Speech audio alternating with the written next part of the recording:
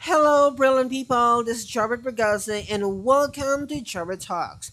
In today's conversation, I just want to share to you kanang fresh na ko karong nga experience nga medyo ga-struggle gid in taon ang yung lingkod, no?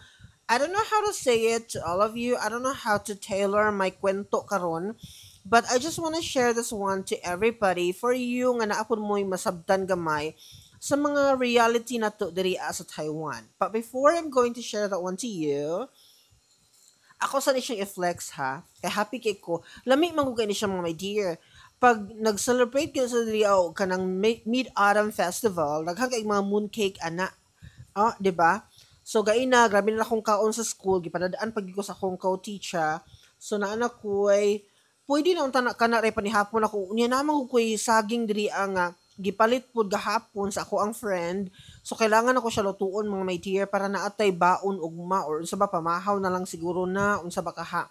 Pero wala man ko'y sugar so I need to go out and buy something at the PX Smart. Or sa ako makita nito akong paliton siya, no? Nga kailangan pa nako sa balay. Pero naisip na ko nga before kung mulakaw, I just want to share this one to all of you para na po may makutlo gamay sa akong experience today. Because you know mga my dear, as a high school teacher for a long time, medyo nag-struggle gyud ko sa ako ang kinabuhi karon. Kay nibalhin man ko recently og elementary. Kay paminaw na ko, murag effective ko sa elementary. Unya karon mga my dear, kay it's a new world for me. Grabe gid in taong struggle sa inyong lingkod. Grabe makaingon jud ko nga mauni ang pinaka-difficult nga yugto sa akong teaching career. Kay daghan kaayo mga butang nga dapat na akong makatunan. I know how to speak English, I know how to talk to anybody, I know how to deliver my lesson bisag dili pa ako magtuon because grabe naka-wide ang akong experience when we talk about teaching profession. Dili sa pagpanghinambog, pero more than 10 years na ako nga teacher.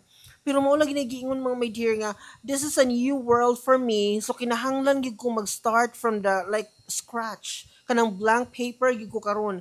Nya 1 month pa biya ko ani in taon nga journey. So grabe yung pangapa. Mo na ma-observe ninyo mo gikapoy jud ko every time.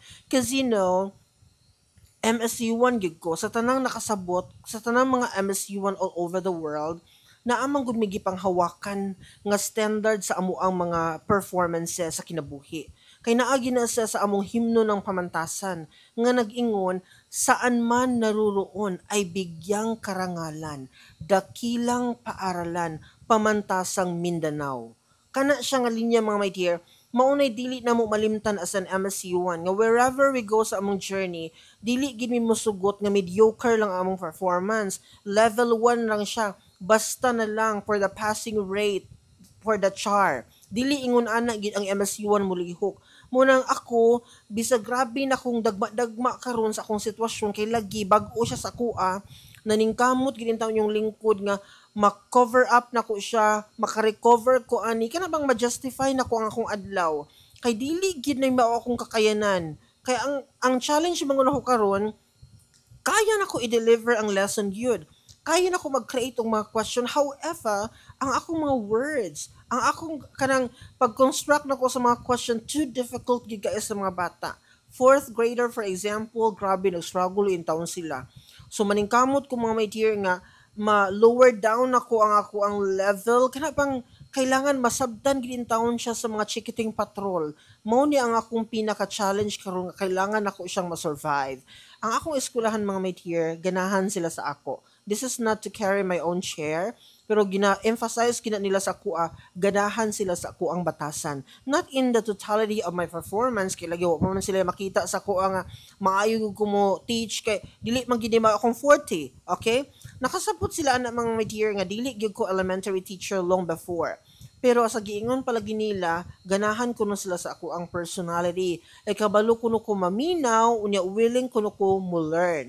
Muna karon mga my dear, grabe gid in taon mong paningkamot to work together.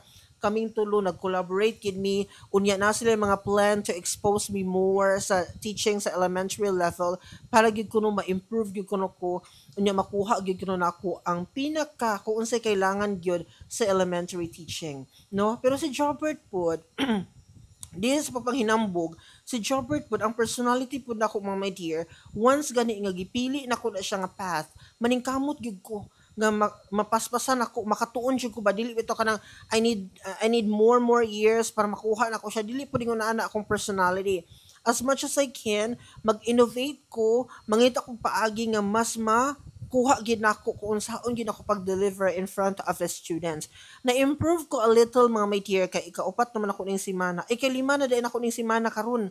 Ikalima na ako ning semana karon as an elementary teacher, pero gamay pagid kay improvement for me ha. Sa ako honest nga kanang evaluation sa akong kaugalingon, gamay pa jud kay improvement nga akong nahimo gid sa ako ang teaching career as an elementary teacher right now. Pero maningkamot ta mga my dear nga sa mga sunod na to nga mga panahon nga mag-update ko sa inyo ha, especially sa following year after ending a contract, I will update you kung unsay nahitabo sa ako ang career as an elementary teacher. Kaya ba na kung mapadayon ni siya for another year or mobalik ta sa ato ang pagka junior high school teacher or pagbasig mag senior high school teacher ko. No one can tell. Pero on the other side of the coin, makaana po ko, pag kanindot tudluan sa elementary students, ginoo ko my God, sa mga elementary teachers in Taiwan, makarelate gin mo kung unsa ka cute, kung unsa ka lovely ang atong mga estudyante, nga every time ato silang atubangon, every time ato silang tudluan, every time ato silang pabasahon, or if there's an activity nga atong gi-introduce sa ilaha, grabe ka bibo, di ba? Kay mo cooperate gid ba ang mga kabataang barangay? Especially ang mga second grader nako, my God, grabe ka active gyud. Pag mo let's dance together, manayaw gyud ang tanan mga may tier. Kanta, kanta po to the highest. Ingon ana ilahang energy. So lahi pud ang kalipay nga atong na-experience in the field of elementary teaching. Mao po ni akong na-appreciate very much.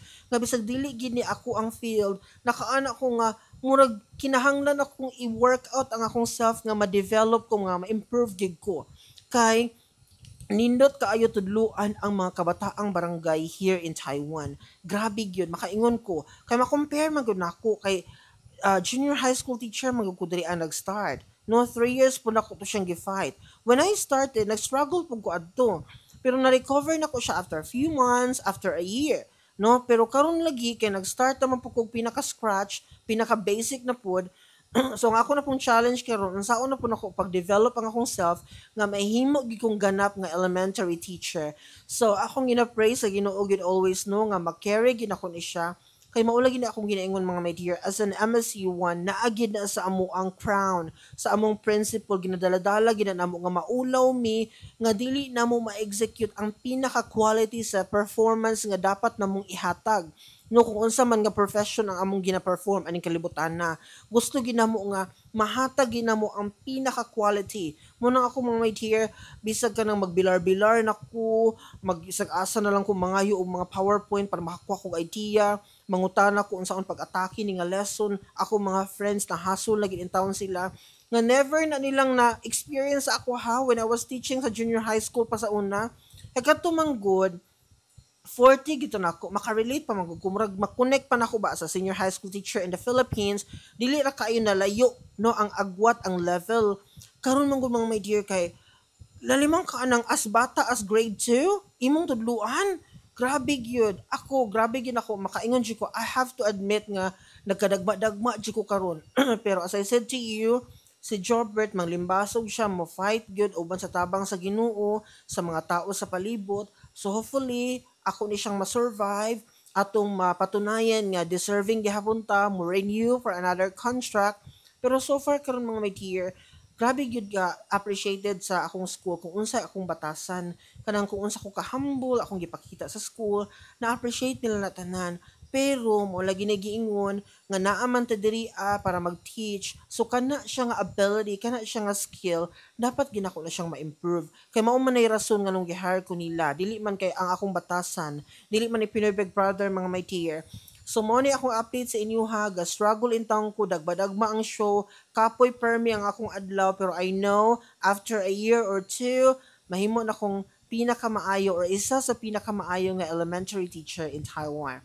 So I'll update you more sa atong kabaguhan in the near future. That's all. Bye!